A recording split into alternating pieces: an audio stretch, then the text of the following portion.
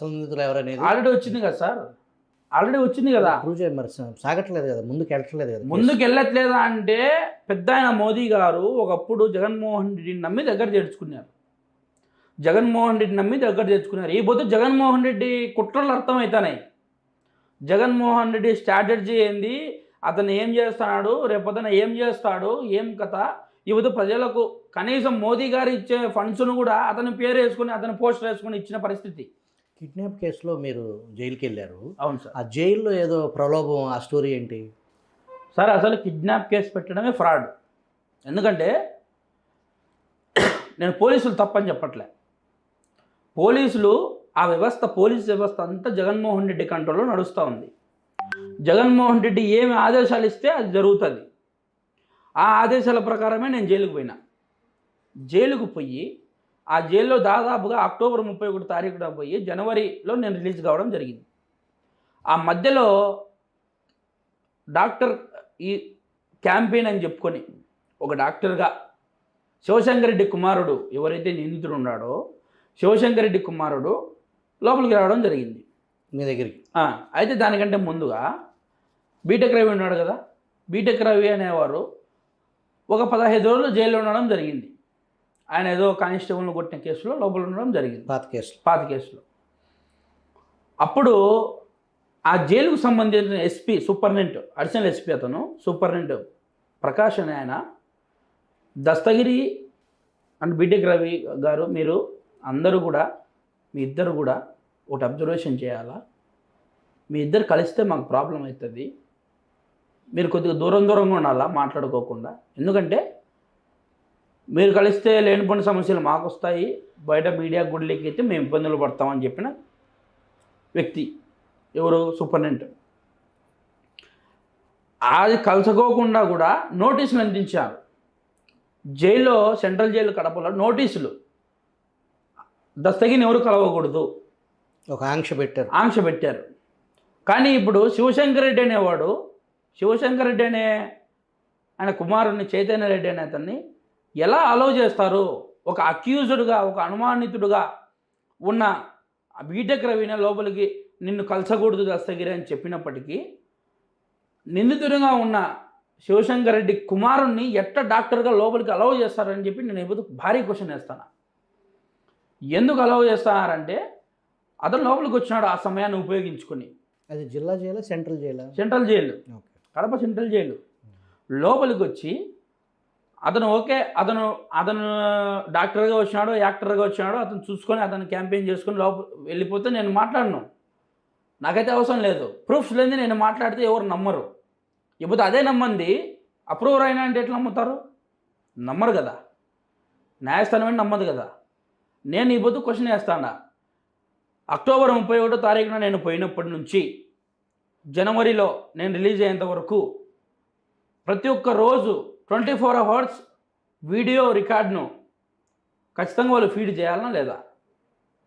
నేనున్న జైలుకి ఎదురుగానే ఉంది కెమెరా, నేనున్న.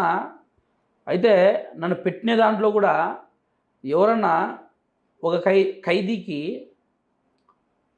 మామూలుగా ఒక ఖైదీ జైల్లో లైఫ్ పడినప్పుడు అతనికి బయటికి ఒక నెల రోజులో పెరోల్ అంటారు దాన్ని, పెరోల్ మీద నెల రోజులో 2 నెలలు ఇడుస్తారు, పోనైనా నువ్వు పోయి చూసుకొని రాపో అని. కానీ ఆ పెరోల్ ఇచ్చినప్పుడు వాడు పారిపోతాడు చూడండి, వాడు పారిపోయి మళ్ళీ చిక్కుతాడు వీళ్ళ చేతికి, తీసుకొచ్చి జైల్లో వేస్తే అప్పటికి వానికి అన్ని ఫెసిలిటీస్ కట్ అయ్యి వాడికి ఒక పనిష్మెంట్ గదిలో పెడతారు. ఒక సింగిల్ సెల్, ఏ వ్యక్తి కూడా 24 అవర్స్ నెలపాటు 2 నెలల పాటు మాట్లాడుకోకుండా ఉండే సెల్, ఆ సెల్లో నన్ను వేసినారు. అంటే నేనేమన్నా జీవిత ఖైదీనా? నాకేమన్నా శిక్ష పడిందా? ఖైదీకి కూడా హక్కులు ఉంటాయి కదా. ఖైదీకి హక్కు ఉంటాయి సార్, కానీ నేనేమన్నా జీవిత ఖైదీ పడిన ఖైదీనా? నాకు హక్కులు ఉండవా? నా హక్కులను ప్రతి ఒక్కటి కూడా నెరవేర్చిన వ్యక్తి ఈరోజు సూపరింటెండెంట్ జగన్మోహన్ రెడ్డి, అవినాష్ రెడ్డి, భాస్కర్ రెడ్డి, శివశంకర్ రెడ్డి. ఇతను లోపలికి వచ్చి లోపలికి వచ్చినాడు సార్, లోపలికి వచ్చినాడు, అతను క్యాంపెయిన్ చేసుకున్నాడు. ఇంకోటి ఏంటంటే 5:30 తర్వాత ప్రతి ఒక్క ఖైదీ లాకప్ అవుతాడు. 5:30 తర్వాత సెంట్రల్ జైల్లో కడపలో. అతను 6:15 వచ్చినాడు మీ దగ్గరికి, నా దగ్గరికి. 6:15 వచ్చి 7 వరకు ఉన్నాడు నాకన్నే. ఫస్ట్ సాఫ్ట్గా చెప్పినాడు. ఏమని? చైతన్య రెడ్డి అనేవాడు, దస్తగిరి మనందరం కూడా ఒక ఊరోళ్ళం, మనకు వ్యక్తిగత విషయాలు ఎన్ని శత్రుత్వాలు ఉన్నాయో మనందరం ఒకటే. ఇప్పుడు సిబిఐలు విచారణ చేస్తారు, పోయి ఢిల్లీలో కూర్చుంటారు. నువ్వు మాకు సహకరించాలా, నీ కాలంటే 20 కోట్లు అడ్వాన్స్ ఇస్తాము, పులివెందులలో జగన్మోహన్ రెడ్డి ఆఫీసులో ఉంది లెక్క, నువ్వు ఒక మాట చెప్పు, రేపు 10 కల్లా నీ ఇంటికి పంపిస్తాం 20 కోట్లు. పంపించిన తర్వాత నువ్వు ఏమొద్దు, మాకేం చెప్పొద్దు, నీకు 4-5 రోజుల కల్లా బెయిల్ వచ్చి బయటికి పోతావు. బయట వినాక ఒక ప్రెస్ మీట్ పెడతావు. ప్రెస్ మీట్ పెట్టి నాకు సంబంధం లేదు, వాళ్ళు ఎవరు చెప్పలే అని చెప్పి నువ్వు చెప్పాలా అని చెప్పినాడు. దాన్ని పూర్తి స్థాయిలో ఖండించిన సార్ నేను. నువ్వు ఎవడరా నాకు చెప్పేదానికి? మీ నాయన అందరూ కలిసి అవినాష్ రెడ్డి, బాస్ రెడ్డి, జగన్ గారు వీళ్ళందరూ కూడా ఈ విధంగా చేసినారా, నువ్వు ఎవడరా నాకు చెప్పేదానికని నేను అన్నా. లేదు దస్తగిరి, నువ్వు తప్పుగా మాట్లాడుతున్నావు, నువ్వు చూసుకే ఇబ్బందులు పడతావు అన్నాడు. నువ్వు ఎంత ఇబ్బందులైనా పెట్టు, నేను రెడీ, దాన్ని ఢీకొంటా, నేను రెడీ, నాకు శక్తి ఉందిరా, నేను ఢీకొంటా, నీ చేత నుంచి నువ్వు చేసుకోకు అని చెప్పిన. కానీ అప్పుడు కూడా నీ భార్యకు మేము 41 నోటీస్ ఇచ్చి పెట్టినాము. నీ భార్యని నీ భార్యని కూడా దాన్ని తీసుకొచ్చి జైల్లో వేస్తాం, నీ పిల్లల పరిస్థితి ఏమవుతుందో ఆలోచన చేసుకోండి నేను. దానికి కూడా నేను కట్టుకున్నా సార్. దానికి కూడా నా మనస్సాక్షి ఒప్పలే. ఒక తప్పుడు పని నువ్వు చేయొద్దని చెప్తాను నా మనస్సాక్షి కూడా. దాన్ని కూడా ఖండించిన. నువ్వు ఏమైనా చేసుకో, నా భార్యను తెచ్చేసుకో, నా పిల్లల్ని తెచ్చేసుకో జైల్లో, నేనైతే నీ మాట వినేది లేదు, నీ తిక్కు మాట్లాడే పరిస్థితి అస్సలు లేదు. నువ్వు చంపినా ఓకే, ఇప్పుడే జైల్లో తెచ్చిపోయినా అంటే ఓకే, కాదని చెప్పలే, నీ మాట నేను విన్ను, నువ్వు ఆలోచన చేసుకో, రేపు అన్నట్లు నీ భార్యను అరెస్ట్ చేసి లోపల వేపిస్తా అని చెప్పడం జరిగింది. ఒక చిన్న విషయం సార్, అంత జైల్లో ఉంటే నేను ఇంటికాడ లేను, జైల్లో ఉండా.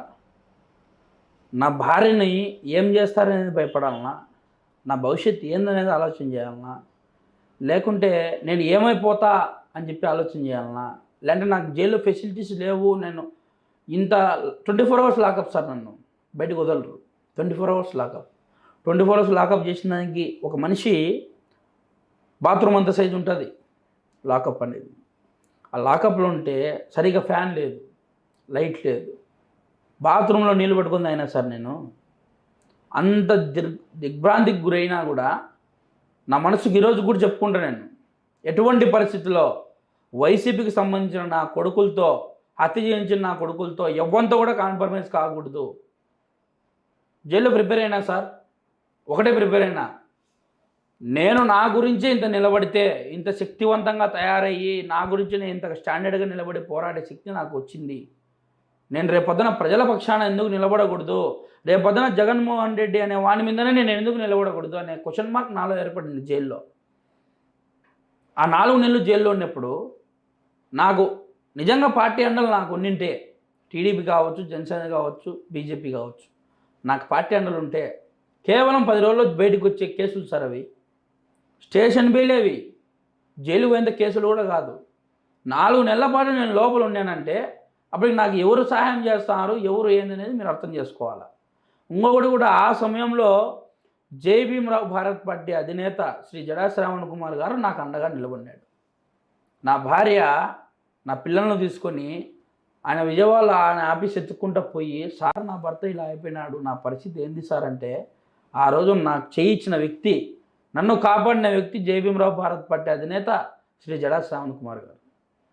ఈ రోజున కూడా ఈ పార్టీలోకి దిగడం కారణం వ్యక్తిగతంగా కాకుండా, పరోక్షంగా కాకుండా, ఒక అభిమానిగా నేను పార్టీలో చేరిన. ఎందుకంటే మనం సుఖాలలో ఉన్నప్పుడు 100 మంది సహాయం చేయొచ్చు సార్, మనం నష్టాలలో ఉన్నప్పుడు, మనం చావుబతుకులు ఉన్నప్పుడు సహాయం చేసిన వ్యక్తి ఒక దేవునితో సమానం. అదే శ్రీ జడా శ్రావణ్ కుమార్ గారే. ఆయన నాకు సహాయం చేసిన వ్యక్తిగా నేను జైలు నుంచి రిలీజ్ అయితే ఆయన నాకు బెయిల్ తెప్పించింది ఆయనే. ఒక్కరు సహాయం చేయలే. విచారం చేసుకోండి, ఎటువంటి విచారం చేసుకోండి, ఏదైనా చేసుకోండి, ఫలానోడు సహాయం చేసినాడని మీరు ప్రూవ్ చేసి నేను జైలుకి పోతా. ఎవరు సాయం చేయలే, జడా శ్రావణ్ కుమార్ గారు సాయం చేశానంటే మీరందరూ జైలుకు పోవాలా. ప్రతి ఒక్క మాటకు నా దగ్గర సవాల్ ఉంది సార్. కానీ ఆ సవాళ్ళకు వైసీపీలో ప్రతి ఒక్కళ్ళు లుచ్చా, అధినేత కా నుంచి కింద కార్యకర్త వరకు ప్రతి ఒక్కళ్ళు లుచ్చానే. నేను భారీ ఖండిస్తాను. వైఎస్ జగన్మోహన్ రెడ్డి